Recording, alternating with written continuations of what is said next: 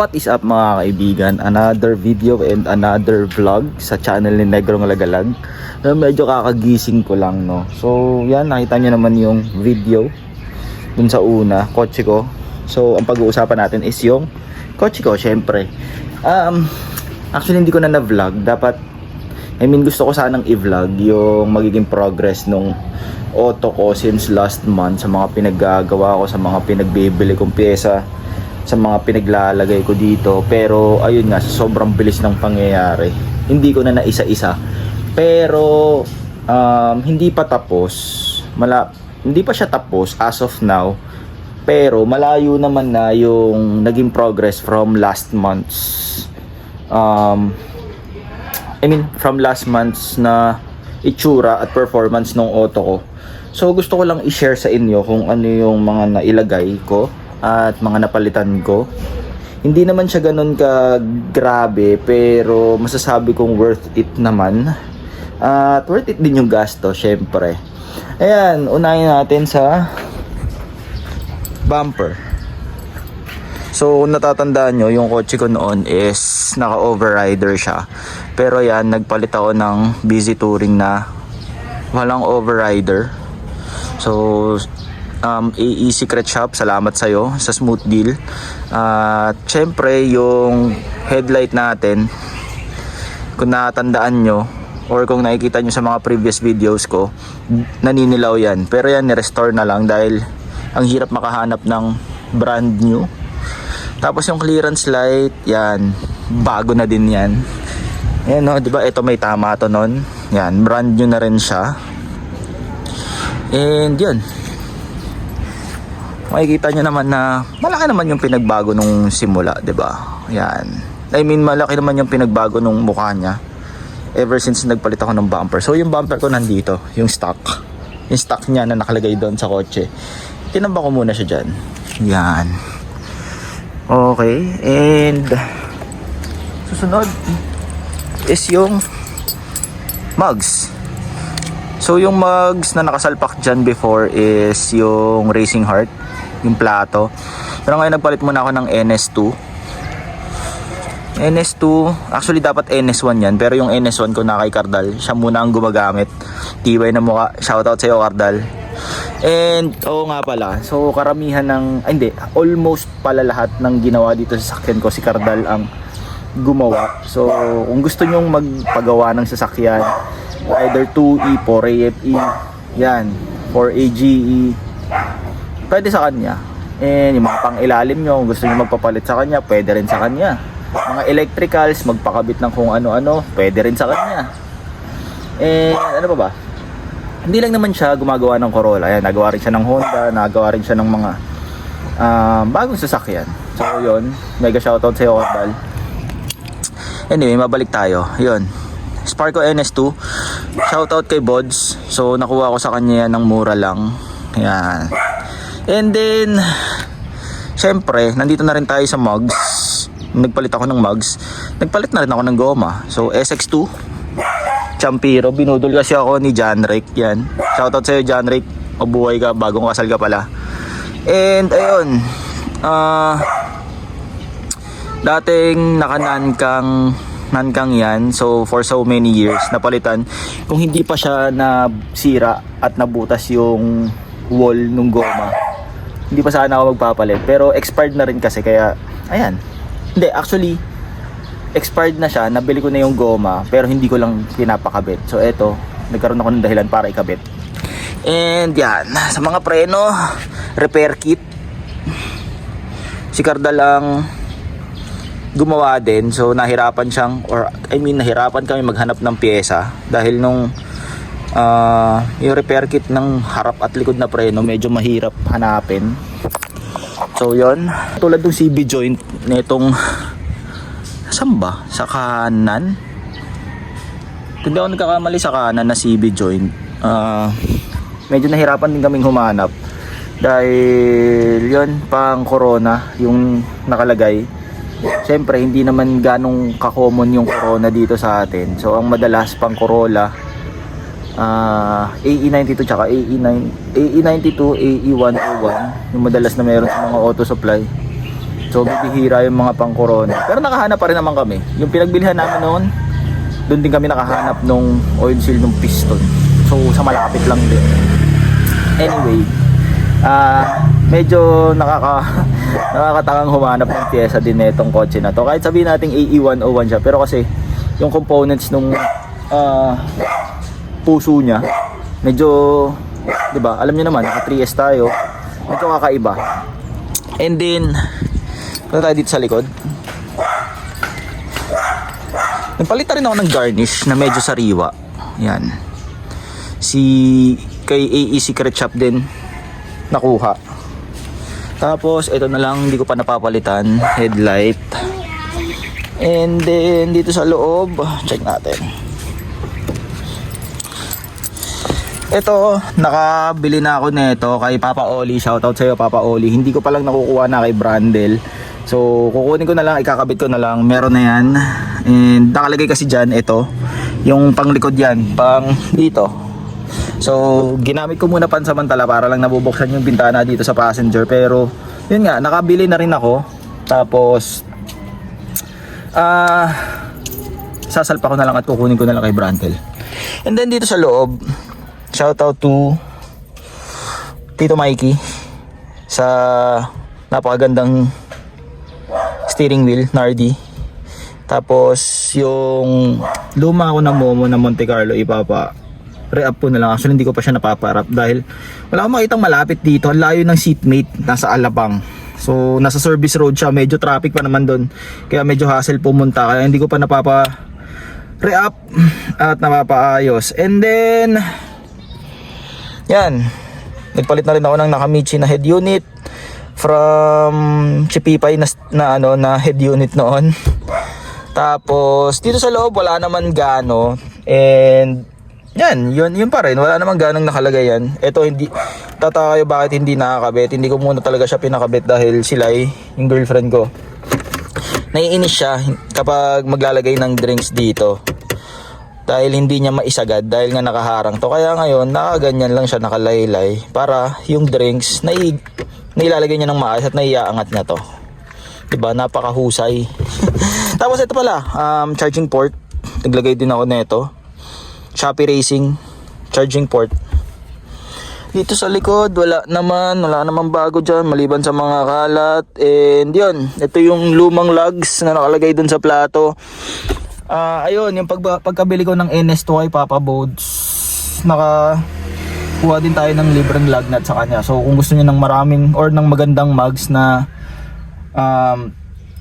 good deal, check nyo siya sa FB or sa FB, Bods Garcia or B-Spec Aftermarket. Yan, kinuha natin sa kanya yung mugs nung kailan ba? Nung Sunday. Sunday, sa Antipolo. Yun, dito sa loob wala naman gaano. Tapos ito, yan, actually ito, naghahanap ako ng Japan surplus na orig nito. Kaso nung naglabas si AE Secret Shop, nakabili na ako ng replacement. Sayang naman, pero okay lang, at least nagagawa naman niya yung purpose niya kahit replacement siya.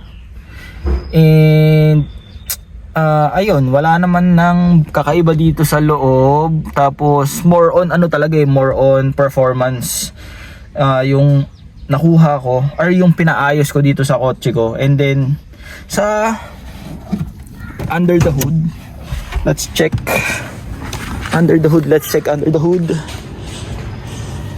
Saan may susi? Andun pala, under the hood. Bing bong. So, eto, wala naman ding nag-iba except sa battery. Nagpalit ako ng battery dahil bumigay din siya nung nakaraan habang ginagawa yung clutch. And then from AE Secret Shop din, nagpalit ako ng brand new na orig na Aisin na master, clutch master. Tapos ano pa ba? Ayun, sa preno naman, need ko na rin magpalit ng brake master. Nagpalinis din ako ng throttle body, si Cardal din ang kumana. Tapos nagpalit din ako ng head gasket, valve cover gasket pala. valve cover gasket para mawala na rin yung leak. Kita nyo naman, nalinis na, di ba? Nung nakaraan, malik yan. Malangis. Ngayon, hindi naman na. Tapos, ano ba dito? Yun lang naman dito. Linis ng throttle body, valve cover gasket. Actually, itong hose na to, kailangan palitan. Pero nagkamali kami ng hose na binili. Medyo malaki yung nabili naming hose na ipapalit sana dito. Dapat dapat 14mm lang, pero yung nakuha namin is 16mm. So, 'di ba, medyo hassle. Tapos ito pa pala, Gab HE coilovers from Techno Wheels. Dati ako naka-BC coilovers, pero ngayon nagpalit ako ng Gab HE coilovers.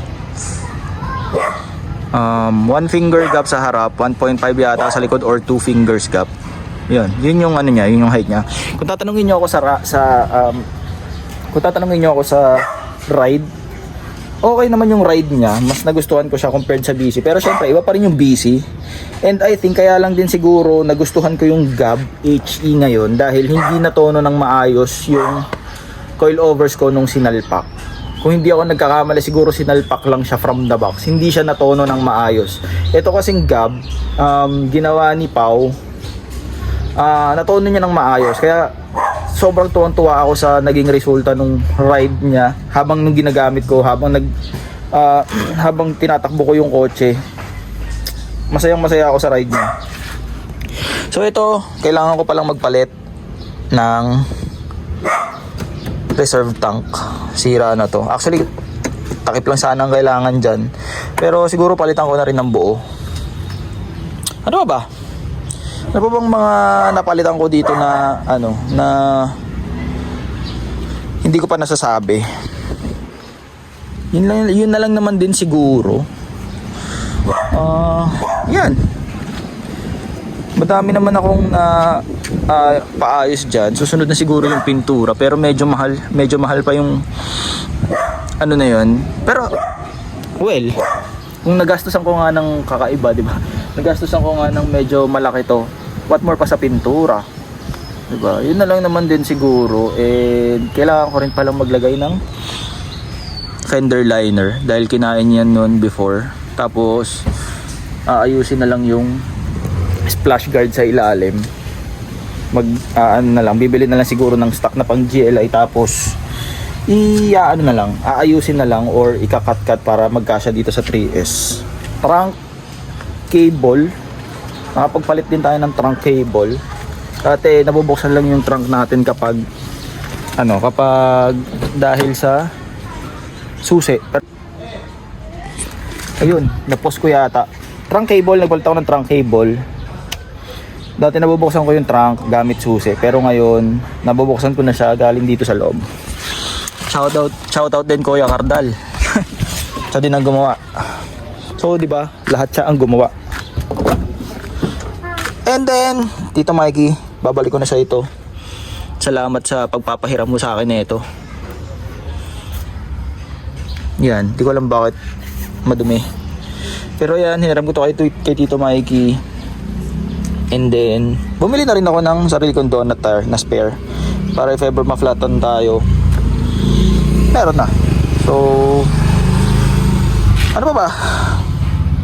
Ito yung momo ko na lumang steering wheel na papare-up natin. And then, ito rin yung ito rin yung clearance light na luma. Tapos, ayan, jack. Pumili tayo na scissor jack. Di ba? Ayun. Also, nagpalit din pala ako ng bombilya ng headlight. At nagpalit din ako ng bombilya ng fog lamps. Tingnan natin.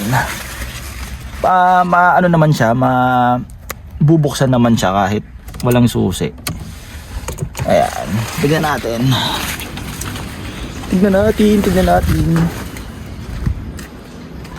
Oh, yan. Nagpalit ako ng dilaw na bulb ng fog lamps.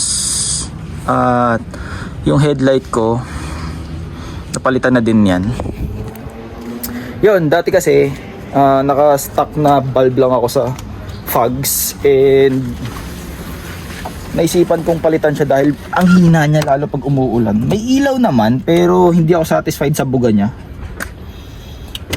Tapos ano pa ba? May nakalimutan pa ba ako? Parang feeling ko wala na. Yun na lahat yun. Masyado nang mahaba tong video na to. Marami pa akong gustong gawin at marami pa akong gustong ipaayos dito sa kotse ko para masatisfy ako. So ginagawa ko naman to for my own satisfaction. Yan, baka isipin ng iba or sabihin ng iba na bakit mo pa ginagastos yan, napakaluma naman ng kotse na yan, parang hindi na worth it. So para sa mga, ito sasabihin ko para sa mga normies nating kaibigan na tawag dito, na magsasabi ng ganon or mag-iisip ng ganon, ito para sa inyo. Kumbaga, itong ginagawa ko or ginagawa ng ibang tao para sa mga luma nilang sasakyan is for their own satisfaction. Bonus na lang yung sasabihin ng ibang tao na wow, ang ganda naman ng kotse mo, na na-appreciate ng iba, 'di ba? Kumbaga parang bonus na lang yun. Pero ginagawa namin to for our own satisfaction and hindi para mag-please ng tao. Kasi gumastos man kami ng malaki dito, hindi naman namin hinihingi yung perang pinanggagastos namin dito. Hindi naman kami namamalimos para pambili ng pyesa, 'di ba? So pinaghihirapan namin yung pinambibili namin pyesa dito para mapatakbo and maging roadworthy yung kotse. So kahit luma naman tong kotse na to, hindi nyo pwedeng sabihin sa amin na luma naman yan, na hindi na worth it gastusan yan. Para sa aming mga nagpa-project car, sobrang worth it to. Alam namin na luma yung kotse namin, and in the first place alam naman naming luma, pero patuloy pa rin namin ginagastusan kasi masaya kami sa ginagawa namin and nagiging satisfaction sa sarili namin yung kinalalabasan ng ginagastos namin para sa kotse. So para sa mga para sa mga magsasabi na hindi worth it, siguro sa inyo hindi worth it kasi hindi kayo marunong mag-alaga or hindi kayo marunong mag-maintain ng kotse. Much better kung gusto nyo ng walang iisipin, or kung gusto nyo ng sasakyan na hindi kayo kakaba-kaba pag nilabas nyo sa kalsada, mag-brand nyo kayo. Hindi sa inyo yung project car, hindi sa inyo yung mga 90s na ganito na talagang kailangan pagbuhusan ng effort para mapatakbo ng maayos. Isipin nyo naman itong kotse ko, since 2016 pa sa akin to. Ang dami na, sobrang dami ng pinagdaanan ng kotse na to. Sobrang dami ko na na-experience sa kotse na to since nung nag 4A FE pa lang to. Since nung 4A FE pa lang until na nag 3S ako.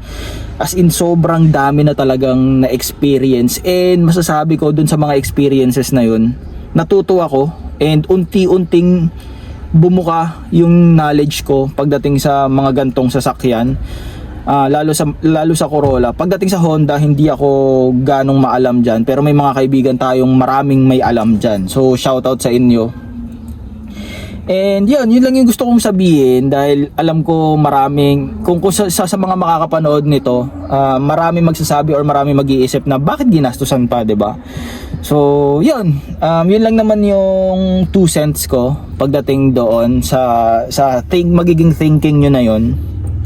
And I hope you learn something, na kung gusto nyong mag project car, kailangan nyo talagang pagtuunan ng pansin, effort, and yun, manipit na rin siya kung tutuusin. And para sa nagastos ko dito sa kotse na to, actually nagsimula lang siya sa CV joint. Ilang minutes na ba siya? So ilang minutes na? 20 minutes na, putang haba na nito. So lastly siguro, pagdating sa nagastos ko sa kotse na to, kayo na lang mag-compute. Una, 15k para dun sa orig na bumper.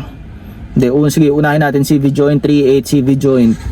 Bumper 15k, NS1 with clearance light 50k, NS2 28k. Tapos itong Nakamichi 4k. O let's say 5k, hindi, 4-5. Repair kit, basta yung sa preno pa lang, nagasto siguro ako ng more or less 5k.